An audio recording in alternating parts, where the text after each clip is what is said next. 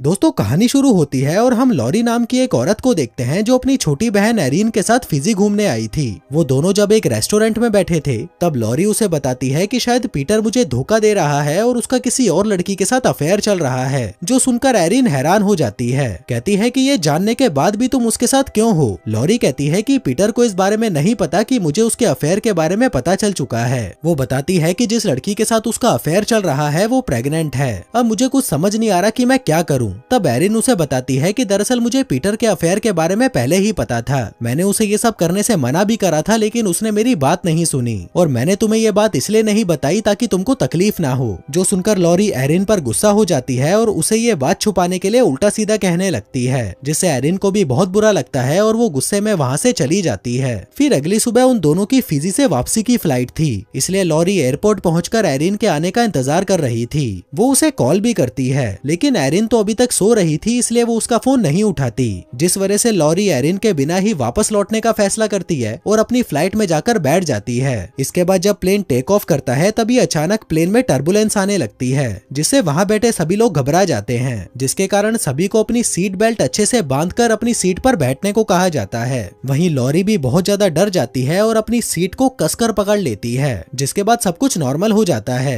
लेकिन फिर कुछ देर के बाद फिर से जोरदार टर्बुलेंस शुरू हो जाता है और उनका प्लेन एक भयानक तूफान में फंस जाता है, जिस दौरान प्लेन के एक विंग में आग लग जाती है और सभी लोग बहुत ज्यादा घबरा जाते हैं। वहीं पायलट प्लेन को संभालने की कोशिश करता है, लेकिन प्लेन लगातार नीचे जा रहा था और आखिर में वो जंगल में जाकर क्रैश हो जाता है। उधर कुछ दिनों बाद एरिन को पता चलता है कि जिस प्लेन के अंदर उसकी बहन थी वह क्रैश हो गया है और काफी ढूंढने के बाद भी उनको वो प्लेन नहीं मिला। ऑफिशियल्स को लगता है कि शायद वो प्लेन समुद्र में क्रैश हो गया होगा और सभी लोग मर चुके होंगे। उधर इंश्योरेंस कंपनी भी लॉरी को मरा हुआ घोषित कर देती है, लेकिन एरिन को अभी भी भरोसा था कि उसकी बहन जिंदा है, क्योंकि उनको अभी तक वो प्लेन मिला नहीं था। तभी लॉरा का पति पीटर एरिन से कहता है कि वो मर चुकी है। मुझे पता है कि तुम उससे बहुत प्यार करती हो, लेकिन तुम्हें उसे भूलना होगा। लेकिन एरिन फिर भी हार नहीं मानती। वो कई दिनों तक खुद से जांच पड़ताल करती है और फिर एक दिन उसे पता चलता है कि लॉरी का क्रेडिट कार्ड फिजी के एक गाँव की दुकान में इस्तेमाल हुआ था, जिससे उसे लगता है कि लॉरी जरूर जिंदा होगी।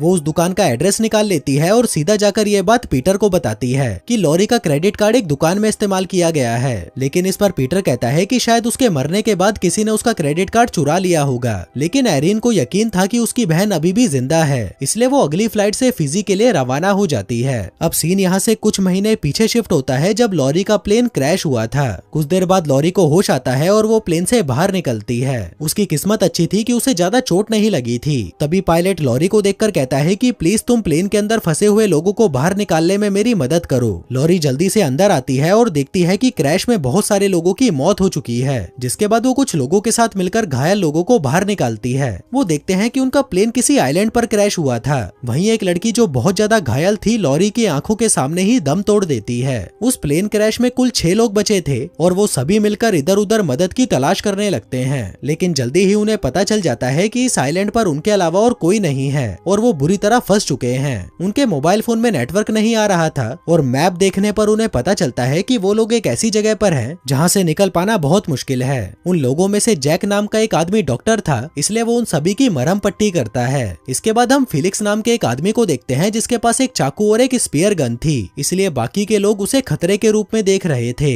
अब यहाँ पर इनके पास खाने पीने के लिए बस थोड़ा ही सामान बचा था, इसलिए वो सबको एक जगह पर इकट्ठा करके उसे थोड़ा थोड़ा ही खाते हैं, क्योंकि जब तक उन्हें कोई ढूंढने नहीं आ जाता उनको इसी से ही अपना गुजारा करना होगा। वहीं एम्बर नाम की एक लड़की बहुत ज्यादा घायल थी। उसका एक बच्चा भी था जो भूख से तड़प रहा था। अब लॉरी उस बच्चे को रोता हुआ नहीं देख सकती थी, इसलिए वो उसे घुमाने के लिए जंगल में ले जाती है। लेकिन तभी उसे वहाँ एक मगरमच्छ दिखाई देता है। लॉरी उसे देखकर बहुत डर जाती है और बच्चे को लेकर वहाँ से भाग जाती है। वो सबको बताती है कि जंगल में एक मगरमच्छ है, जो सुनकर बाकी लोग भी डर जाते हैं। इसी दौरान उन्हें समुद्र में एक नाव दिखाई देती है। वो जल्दी से किसी ऊंचाई वाली जगह पर जाकर वहाँ पर आग जलाने की कोशिश करते हैं ताकि नाव पर मौजूद लोग उन्हें देख सकें। लॉरी कहती है कि मेरे पास एक लाइटर है, लेकिन जब वह उसे बैग में से निकालने लगती है तो वह देखती है कि उसका लाइटर तो बैग में है ही नहीं। वो कहती है कि मैंने तो लाइटर बैग में ही रखा था। अब सभी एक दूसरे को शक की निगाहों से देखने लगते हैं, लेकिन कोई भी ये नहीं बता रहा था कि वो लाइटर किसने लिया। इतने में ही वो नाव भी वहाँ से चली जाती है। आगे फिलिक्स अपनी स्पेयर गन की मदद से समुद्र में मछलियां पकड़ने जाता है और वहीं लॉरी फल तोड़ने के लिए पेड़ पर चढ़ जाती है। लेकिन तभी उसे पेड़ में चॉकलेट छुपी हुई मिलती है, जिसे देखकर उसे लगता लगता है कि शायद उसके ग्रुप में से कोई छुपकर इसे खा रहा था। लॉरी सबको बताती है कि किसी ने ये चॉकलेट पेड़ में छुपाई थी, जिसके बाद सभी लोग एक दूसरे पर इल्जाम लगाने लगते हैं और आपस में झगड़ा करने लगते हैं। वहीं जैक ये सब देखकर दुखी हो जाता है और झूठ बोलते हुए कहता है कि वो चॉकलेट मैंने ही छुपाई थी, लेकिन लॉरी को पता था कि वह झूठ बोल रहा है। फिर कुछ देर बाद जैक समुद्र की तरफ चला जाता है। वो अपने कपड़े उतारता है और अपनी जान देने का फैसला करता है, क्योंकि यहाँ पर खाने की बहुत कमी थी और तो और उसकी पत्नी भी प्लेन क्रैश में मारी जा चुकी थी, इसलिए अब वो खुद को दूसरों पर बोझ समझने लगा था। जिसके बाद वो समुद्र में डूबकर अपनी जान दे देता है। वहीं जब लॉरी को पता चलता है कि वो आदमी समुद्र में डूबकर मर गया है तो ये जानकर उसे बहुत दुख होता है। इसी बीच सभी को समुद्र में एक कंटेनर दिखाई देता है जो शायद किसी जहाज से गिरा होगा। उन्हें लगता है कि शायद उसमें कुछ खाने का हो सकता है, लेकिन वो कंटेनर समुद्र में काफी दूर था और वहाँ तक जाने के लिए उन्हें एक चट्टान से कूदना था। तभी लॉरी बिना कुछ सोचे ही चट्टान से कूद जाती है और कंटेनर लेने जाने लगती है, पर उसे तैरना नहीं आता था तो वह डूबने लगती है। लेकिन सही समय पर फिलिक्स वहाँ पर आ जाता है और उसे बचाकर किनारे ले आता है। वो अपने साथ उस कंटेनर को भी ले आया था, लेकिन उसे खोलने पर उसमें सिर्फ हेयर ड्रायर के बॉक्सेस पड़े थे, जो देखकर वो लोग बहुत निराश हो जाते हैं। तभी फिलिक्स के दिमाग में एक आइडिया आता है। वो उन सभी हेयर ड्रायर्स की तार निकालता है और उसकी मदद से कुछ लकड़ियों को इकट्ठा करके एक बेड़ा बनाता है, लेकिन उस बेड़े में सिर्फ एक ही इंसान बैठ सकता था।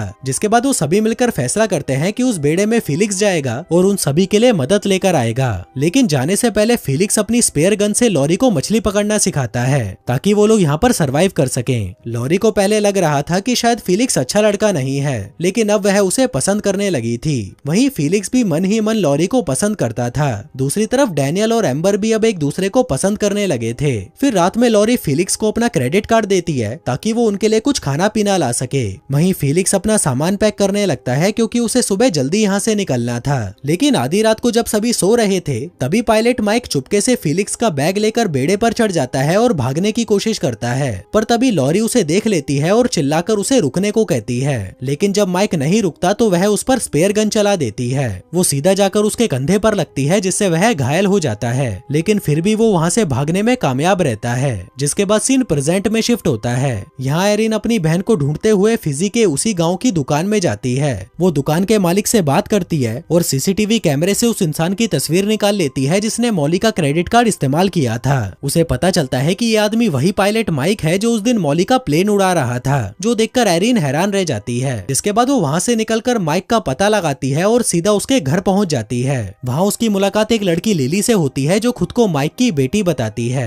एरिन उसे बताती है कि तुम्हारे डैड जिंदा हैं। वो उसे वो फोटो भी दिखाती है जो उसने दुकान की सीसीटीवी रिकॉर्डिंग से खींची थी, जो देखकर वह हैरान रह जाती है। आगे एरिन उसके साथ माइक के दूसरे घर पर जाती है। उन्हें लगता है कि शायद माइक यहाँ पर हो सकता है, लेकिन वो वहाँ पर भी नहीं होता।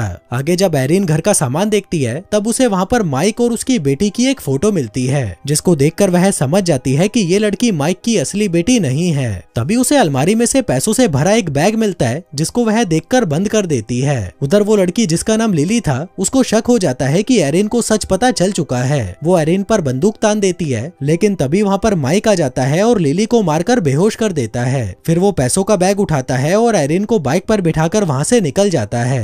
रास्ते में एरिन उससे लॉरी के बारे में पूछती है। वो कहता है कि लॉरी मर चुकी है और मैं अकेला ही हूँ जो उस प्लेन क्रैश से बच गया था। वो उसे कहता है कि यहाँ पर तुम्हारी जान को खतरा है, इसलिए तुम यहाँ से चली जाओ, और हाँ, मेरे बारे में किसी को मत बताना। तभी एरिन के फोन पर एक लड़की का कॉल आता है जो उसे माइक से बात कराने को कहती है। वो उसे बताती है कि एक लड़की ने मुझे घर के अंदर बंद करके रखा हुआ है, अगर आप यहाँ पर आ जाओगे तो ये मुझे छोड़ देगी। दरअसल वो लड़की माइक की असली बेटी थी। अब मजबूरी में माइक को वहाँ पर जाना ही पड़ता है, लेकिन वो अपने साथ वहाँ पर एरिन को भी ले जाता है। जिसके बाद वो उसे बाहर ही छोड़कर अंदर चला जाता है। उसकी बेटी पूछती है कि वो लड़की कहाँ पर है। माइक कहता है कि मैं उसे बाहर छोड़कर आया हूँ, पर तभी वहाँ पर लिली गन लेकर आती है और उसे कहती है कि मुझे वहाँ पर ले चलो जहाँ पर वो प्लेन क्रैश हुआ था, नहीं तो मैं तुम्हारी बेटी को मार डालूंगी। अब माइक ऐसा करना तो नहीं चाहता था, लेकिन अपनी बेटी को बचाने के लिए वह राजी हो जाता है और लिली को उस आइलैंड पर ले जाने का फैसला करता है। उधर एरिन भी छुपकर उनका पीछा करने लगती है। आगे माइक और लिली एक प्लेन किराए पर लेते हैं और उस आइलैंड की तरफ निकल पड़ते हैं, लेकिन उन्हें ये नहीं पता था कि एरिन भी चुपके से उस प्लेन में चढ़ चुकी है। वहीं लिली पूरे रास्ते माइक पर बंदूक ताने रखती है और कहती है कि बिना कोई चालाकी के मुझे उस आइलैंड पर ले चलो। फिर कुछ घंटों के सफर के बाद माइक उस प्लेन को आइलैंड पर उतार देता है। तभी लिली जल्दी से प्लेन से उतरकर वहाँ पर डैनियल को ढूंढने लगती है। वहीं माइक लिली को वहीं छोड़कर वहाँ से वापस जाने के बारे में सोच रहा था। तभी एरिन भी प्लेन से उतरकर लॉरी को ढूंढने लगती है। लेकिन दूसरी तरफ हम देखते हैं कि अब लॉरी, फिलिक्स, डैनियल और एम्बर चारों मिलकर कपल की तरह रहने लगे थे। वो चारों साथ में बहुत खुश थे और उन्होंने अपनी झोपड़ी भी बना ली थी। उन्हें लग रहा था कि माइक अब मर चुका होगा। डैनियल और एम्बर तो हमेशा इसी आइलैंड पर रहना चाहते थे, लेकिन लॉरी यहाँ पर रहकर परेशान हो चुकी थी। वो फिलिक्स से प्यार तो बहुत करती थी, लेकिन अब वो अपने घर पर वापस जाना चाहती थी। फिर उसी रात लॉरी को पता चलता है कि उसका लाइटर एम्बर के पास था, जिस वजह से वो लोग आग नहीं जला पाए थे और वो बोट वहाँ से चली गई थी। लॉरी ये जानकर गुस्सा हो जाती है और कहती है कि तुम्हारी वजह से हम यहाँ पर फंसे रहे। एम्बर कहती है कि मुझे लगा उसके बाद कोई दूसरी बोट आ जाएगी। मैं उस वक्त यहाँ से जाना नहीं चाहती थी, इसलिए मैंने वो लाइटर चुरा लिया था। लेकिन लॉरी उसे इतनी गालियां देती है कि एम्बर रोते हुए अपनी झोपड़ी में चली जाती है। कुछ देर बाद लॉरी को एम्बर और डैनियल की एक पुरानी तस्वीर मिलती है, जिसमें वो दोनों साथ में थे, जो देखकर लॉरी हैरान हो जाती है। इसी बीच उसे किसी के चिल्लाने की आवाज सुनाई देती है। लॉरी और फिलिक्स दौड़कर समुद्र के किनारे जाते हैं और देखते हैं कि डैनियल वहाँ पर अकेला बैठा रो रहा था। वो बताता है कि मेरा एम्बर से झगड़ा हो गया था और वह गुस्से में समुद्र में चली गई। जो सुनते ही फिलिक्स तुरंत उसे ढूंढने के लिए समुद्र की ओर भागता है। वहीं लॉरी डैनियल से पूछती है कि अगर तुम दोनों पहले से ही एक दूसरे को जानते थे तो तुमने हमें ये पहले क्यों नहीं बताया। लॉरी को शक होने लगा था कि कहीं डैनियल ने तो नहीं एम्बर को डुबा के मार दिया, इसलिए वो घबराकर जंगल की तरफ भाग जाती है। उधर माइक को एरिन दिखाई देती है और वह उसे कहता है कि मैं तुम्हें लॉरी के पास ले जाऊंगा, बस तुम जल्दी से बोट चालू करो, मैं लिली का ध्यान भटका कर आता हूँ। तभी एरिन भी वैसा ही करती है। वो बोट चालू करती है और माइक लिली का ध्यान भटकाकर बोट के ऊपर चढ़ जाता है। अब वो दोनों वहाँ से निकलने ही वाले थे कि तभी लिली गोली चला देती है। वो गोली जाकर सीधा माइक को लगती है और वह घायल हो जाता है, लेकिन फिर भी वो दोनों वहाँ से भागने में कामयाब रहते हैं। अब माइक की हालत बहुत खराब थी, इसलिए वो एरिन को बताता है कि मैं डैनियल के साथ मिला हुआ था। दरअसल उसने मुझे पैसे दिए थे ताकि मैं प्लेन की फोर्स लैंडिंग करवाऊं। दरअसल वो अपनी गर्लफ्रेंड एम्बर को मारना चाहता था, क्योंकि वो शादीशुदा था, पर उसका एम्बर के साथ एक बच्चा हो गया था, इसलिए वो उससे पीछा छुड़ाना चाहता था। लेकिन एम्बर इसके लिए तैयार नहीं थी और वो उसको ब्लैकमेल कर रही थी। इसलिए डैनियल ने मेरे साथ मिलकर एक प्लान बनाया।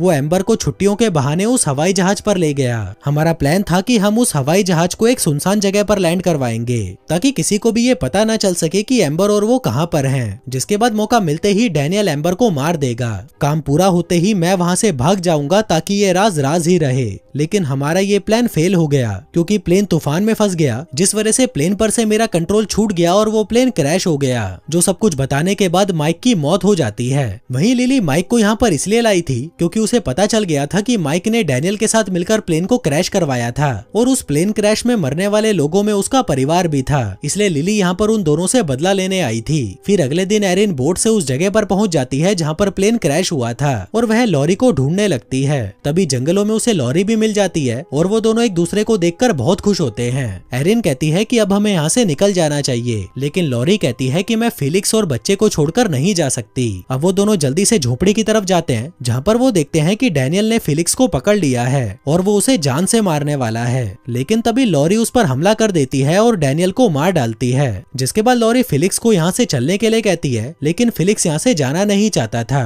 और क्योंकि लॉरी भी उससे बहुत प्यार करती थी, इसलिए वो फैसला करती है कि वह फिलिक्स और बच्चे के साथ यहीं पर रहकर एक नई जिंदगी शुरू करेगी। जिसके बाद एरिन वहाँ से वापस लौट जाती है। कहानी के अंत में हम देखते हैं कि माइक की बेटी को उसके बाप का पैसों से भरा हुआ बैग मिल जाता है, जिसे पाकर वह बहुत खुश होती है। और दोस्तों, इसी के साथ ही ये कहानी यहीं खत्म हो जाती है। धन्यवाद।